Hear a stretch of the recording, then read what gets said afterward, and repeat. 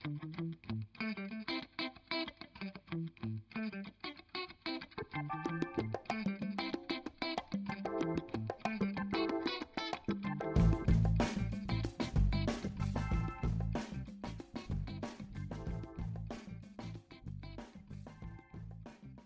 there, everyone. It's your resident BFF duo, Debbie and Juliana, and welcome to our very first official episode of the Zone to Speak podcast. Today on our debut show, we're thrilled to introduce a special guest who is sure to make us laugh with her cycling pet peeves and take us through her enchanting love affair with cycling that just keeps getting better with age, like a fine bottle of wine. Let's give a warm welcome to an incredible lady who I'm lucky to call a friend. She's a Miami local, master female cyclist, and seasoned personal trainer with over 25 years of experience in the fitness industry. Miss Donna Rouse Meier. Welcome, Donna. Hey, so did you say wine? No, we should have all had a glass ready for us. Like I said, so that sounded very nice, and I hope I can live up to that. But hi, guys. How are you? I'm sure you can. Excited to meet you, Donna, and super excited to hear about the backstory of how you two met. I heard it's a very funny story, so I don't know if you want to share a little bit with us about that. Yeah, Debbie, you want to do that? Me? No, you're funny. Yeah, the pressure. Basically, when I met Debbie, which I didn't actually know how it was not that long ago, because I used to be really not very nice because I was very competitive. So the fact that you might have been in the bike in the bay and had a flat tire years ago, I wouldn't have really cared, and I just wanted you to get the fuck out of the way, and I would have told you so. Apparently, I did years ago, and I didn't know that it was. If I'd known it was you, I wouldn't have been so nasty. But I, thank you for telling me, and I apologize. Oh, it's so funny when I finally told her, because I kept forgetting to tell her when we actually met and all started riding together, and it was hysterical because she was like, why haven't you told me sooner? And I said, honestly, I kept forgetting because it really didn't match up with the person I met. I completely forgot. I recognized her voice when I was in the bathroom in Virginia Key. I hear this lady that was in a badass mood that day. I got a flat and told me to get the fuck off the road. When you're riding hard and you're feeling motivated and you're full of adrenaline and testosterone, it happens. But yeah, I mean, it's also instincts kicking in, get out of the way, and nobody wants to get hurt. I certainly don't want to go down again. No, thank you. I've had enough accidents, so no. But that's not why I was saying. I was just by oil, piss, and vinegar. That's the thing. It was too funny, though. So now that we're talking about that as a pet peeve, let's kind of segue into that, because if nobody knows about Donna, I want you to share your Instagram feed so that people can start watching these video shorts that you post daily. They're so funny. Well, some of them are serious. Sometimes I think I have a couple, but I actually forgot the pet peeve I posted. What did I post? I think you have one that I was laughing that I thought really funny and it resonated is the worn out bibs. That's the see-through bib. Oh, yes. Goes. Yeah, I said something like, there's nothing worse. The guy in front of me had completely see-through bibs and I can see his butt crack, and I guess I could have moved. But, the fact is that I didn't. But in the post, I said he had like a $10,000 bike. He couldn't buy another pair of shorts. Well, it happened to me once. You can tie those shorts, right. Like you said, the yard work, or, yes. I do a lot of my old bibs on the indoor trainer. There are solutions for them. You don't need to keep on using them outdoors. Yeah. And they're, they don't have all bibs aren't, $250. There's been times where, I had see-through bibs. I didn't know it. And finally somebody told me. I didn't know it. But now I'm very well aware that somebody will be nice to tell you that kind of thing, because honestly, I would want somebody to tell me that, because there was absolutely that I had one of my bibs. They used to actually come with a zipper up the back so that women could actually zip those down and pull it down so they could go to the bathroom. The problem with the zipper one was the more times you unzipped it and kept pulling up, the fabric kept pulling. So little by little, the way it would wash, it would wear down like right under the zipper. So there was like this little circle that was kind of see-through. Yeah, so I think luckily one time it was when I was riding with somebody that I did not mind telling me and was like, I think that one's done. Yeah, trying to retire that one. Well, I'm tiny, but I have a big bum, so I hope that part always wears off first. I was going to say another pet peeve for me anyways. I think that if you're not Matthew Van Der Poel or Jan Frodeno, you shouldn't be wearing white bibs. I totally agree. But you know what? I've actually seen men, no offense, sitting in bibs like that. And I honestly, I don't want to see that. But that's it's too much to share. Like, Well, I really wanted to talk about some other things, if you would share with us. Like, how did you get into cycling in the first place? I set that up 30 days a week and I teach spinning 3 days a week. For the most part, I was cycling less and I was spinning more years ago, but now it's kind of flipped. But I've been riding a bike all my life. I mean, when I was a kid, my bike was my mode of transportation. I rode my bike everywhere, but I didn't really start riding a road bike like this until I was 40. And it was an evolution. My husband had bought me a mountain bike because he had done an adventure race. And when he got back from Australia, he said, let's get you a bike and we'll go mountain bike biking. And we did. And I wasn't good at it. I spent a lot of time on the ground. So I was at my brother-in-law's house and he was watching and this was, 1999. And I think that's when Lance was really kind of big back then, about 99, 2000. And I went home and I started my mountain bike and I bought my first road bike, which was a Trek 1500. It was super heavy. I think it was aluminum. And I immediately started riding. I had no idea what I was doing. I signed up for my first Century, which was, down in Homestead.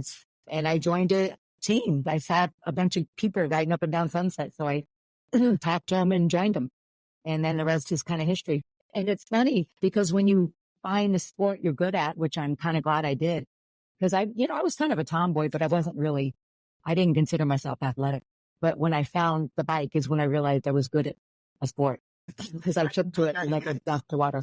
Yeah. It translates because you did ride as a kid. It's something that you remember. It comes back to you. And I'm really glad that you actually thought hey, I really like this. I just don't like falling. And so much time on my ass. Well, I know when I saw the trail, I thought that's exactly what I want to do. I want to go far and I want to go fast. The minute I saw that, it said, that's it. I knew that time, Lance really brought road cycling to another level in the U.S. And I think the sport stand started to really grow. It kind of made cycling more attainable because you realize it wasn't just like a fall European thing. We could actually do it. Miami has such a big cycling community. I mean, this was 25 years ago. I mean, look at it now. I know, tremendously since the pandemic too. Yeah. That's everywhere. I mean, during the pandemic, actually, there was everything sold out, like not even groups that you could find. Nothing. You could find nothing. And even today, I think there are still some shops, the most popular ones, brands, I should say, you still have a backlog that you have to wait, 3 months or so for a bike when you order online. I think the more cyclists we have on the road, I think the more people will be, I'm hopeful. People will be more, will be friendlier and have better laws. I think that takes themselves way too seriously out there. I mean, I understand. But, we're really, at the end of the day, we're just riding bikes. I know they like to ride really fast and they get very aggressive. But really, we're just riding bikes. I mean, we're not, it's not a world problem. Back to the beginning of the episode, like when you were serious, pull Debbie off to get off the road. That's just the road. Usually when I visit when a driver volume just beeps at you so loud and I was in your way, one bike. Yeah, I know. They're just pissed off because they're not on a bike and they're not having fun. I've had people ride by me and roll their window down. But they do wish that they were on the bike. Yeah, I believe that. They wish that they didn't have to go to work, that they could get on the bike and actually work out and then go to work. So I've had people say to me before, this is what I should be doing. They let me right out the window. I should be doing that. So then I feel like even if their mode is on an electric bike, whatever it's going to be to get them going, so important when people come into the bike shop that I work at and they're not even sure what they're looking for. And that kind of happens. And I say, you know what? There's no right or wrong way to start. If you feel like, and when you just get any type of bike and go for a run, so you have to start somewhere. Right, exactly. Yeah. And you have to start somewhere and everybody's path is different. I agree. For sure. So that was fun. We kind of brought that up about cycling and the masses and how, things have changed over the years. I mean, especially social media. We wouldn't be seeing that post of you if social media wasn't what it is today. We wouldn't be doing a podcast right now. So Right. We wouldn't be, we would have had a different direction, I'm sure. everything No, has listen, 25 years ago, there wasn't even any female cycling clothes that I could find to wear. Number one, there was no shopping online. There was no shopping online 25 years ago. And, the only place I could go was a bike store, and I kind of didn't really know what to look for and stuff. So I basically wore junior size 16 because some of the guys I rode with, they manufactured cycling clothes out of Colombia. So they would just give me the junior 16 kid stuff. I used to buy men's small or extra small bigs because they didn't make stuff for women. I thought it was ridiculous. Right. We aren't little men. We have different physique. Right. They have different bodies. They actually started doing a women's line now that has like a clip in the back. So that little thing unclicks and then you can pull it down to go to the bathroom. I don't find that necessary because I sweat so much. I don't really need to go to the bathroom. Coffee in the morning and then I gotta pee. And Juliana does ultras. I mean, you have to go to the bathroom. Well, yeah, that's a different story. Yeah, that's what I was going to say. Like when you're, 15, 20 hours on the bike. Yeah. If you're not going to the bathroom, then you're going to be in the hospital. I always loved bibs, but because of ultra, I started using just bib shorts without the straps. The straps. It's super, super practical and actually more comfortable because over time, then you don't feel that. Even though everything's so comfortable, over time, like what I say is like, even if you're sitting on the softest velvety couch after 10 hours in the same position, it's not going to be comfortable. Right. Not having the straps, it's comfortable and also so easy for you to just go to the bathroom. And especially if it's cold, when you have to take layers out and your body temperature drops so quickly and then you have to put everything back quickly on. Here's my question. What do the women do in FM? In the Tour de France, the female version of Tour de France, when they have a nature break? What do women do? On the bike. No clue. And that's one thing that is not just Tour de France. And maybe I'm wrong because I don't know who is the race directors on this program. The races I'm going, I see a lot of male just involved, not women. And there's not one single thought on how women are going to the bathroom and things. I think we got to figure it out on our own. We have to ask because honestly, I just assumed a lot of these women, they don't want to lose time because it's a lot harder. We have to get off. We have to sit down. We have to pull it down. It's not 1, 2, 3. And I just assumed maybe somebody pulls the leg gripper over and they're just like, I got to pee. I might just stink a little bit. Yeah, well, it happened. But I mean, what are you going to do? Or I've heard that there's like some sort of a... We're short ride, I guess, in triathlons, we used to joke that there's 2 types of triathletes. One that pee on their triceps and the reliable. Pee in their finger. Yes. And I'm sure you can pee in the water when you're swimming. Yeah, a lot of people don't think about that, by the way. Yeah, that just seems wrong. But, Donna, I think we've been talking about, the pet peeves and all this funny stuff. Your Instagram account also talks a lot about your journey with your mom, which is super tearjerky. And another point that I want to touch on is when you talk about menopause, I think, I'm getting that age. So really getting all the pointers from everyone that has been, has gone through this journey. You're going in shape and not waiting until you're there to try and figure out what the hell to do and try and get in shape and try and get help. So going into menopause in the best shape you can be in, late 40s, early 50s is your best bet. Plus, I went on a bioidentical hormone on HRT when I was 53. Can you share on that a little bit? Well, yeah, I've been working with my gynecologist. She does restorative medicine, and I've been working with her for probably 13 years, and we did like a whole, it was touch and go, hit or miss, experimented with the hormones, with estrogen patches and testosterone pellets implanted, progesterone for sleep. Because if you take estrogen, if I have an estrogen patch, if you do that and you have a uterus, you have to protect your uterus with progesterone. Plus it helps you sleep at night. And then the testosterone pellet, I get the pellet implanted. It's like a grain of rice. That's how big it is. And they implanted it in my hip every 4 months.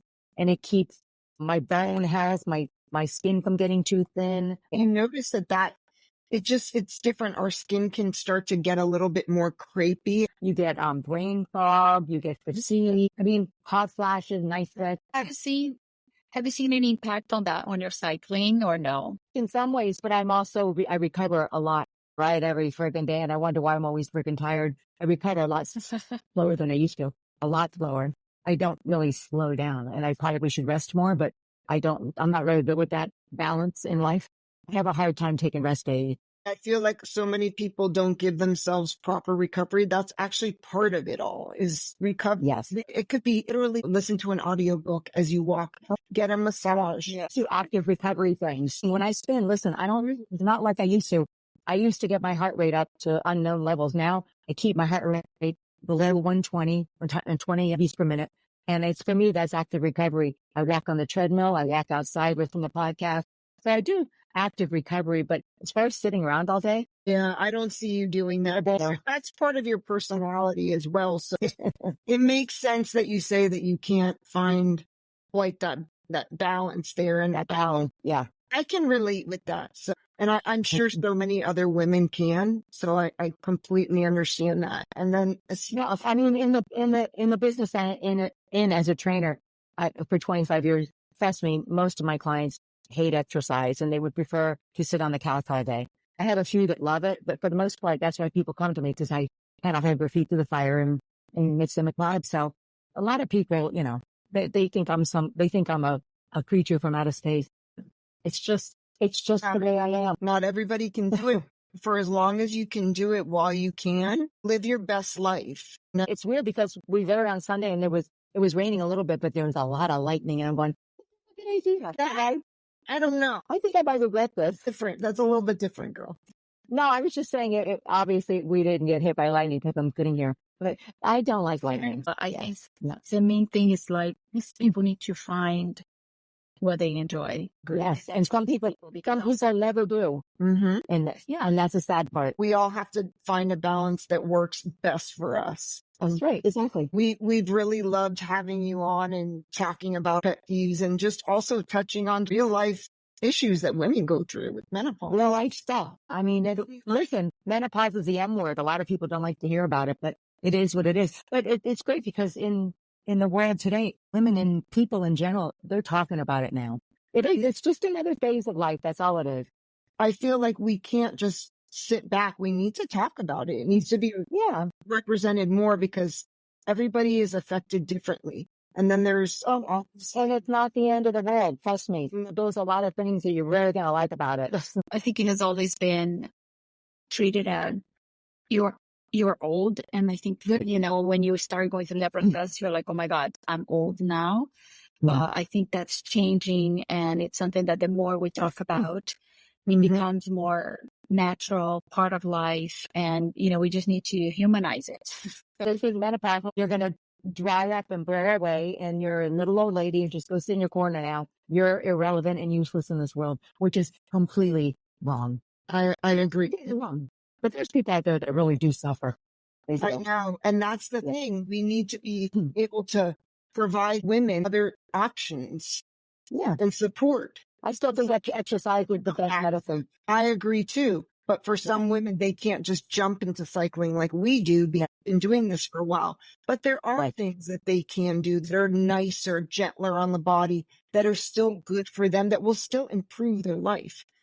When I do a post on Instagram about menopause, I get a lot of questions, a lot. And I also, like you said about, I do my posts with my mother about Alzheimer's, and I usually do hashtags with, caregivers and caregiver support, hashtag Alzheimer's. So I get so many questions and so much, oh my God, I'm so lonely as a caregiver. I can't believe there's somebody else out there doing what I'm doing. Thank you for posting this. There's a lot of people out there that ask a lot of questions because they just don't know. But I just put it out there. Sometimes it helps to just and ask a question to someone else that is not in their life right then. Talk to a stranger. And they're kind of safe behind their computer, I think. Right. They're safe, looking to fast. Even chatting, I think just seeing other people going through the same thing. Thank you for inviting me. And Juliana, you be safe over where you are. I'm glad you mentioned, because on our intro episode, I was talking about how it's wonderful where I am, and I never said where it was. I'm in Girona, in Spain. It's good talking to you guys. Cheers. Bye-bye. Cheers. Bye. Thanks.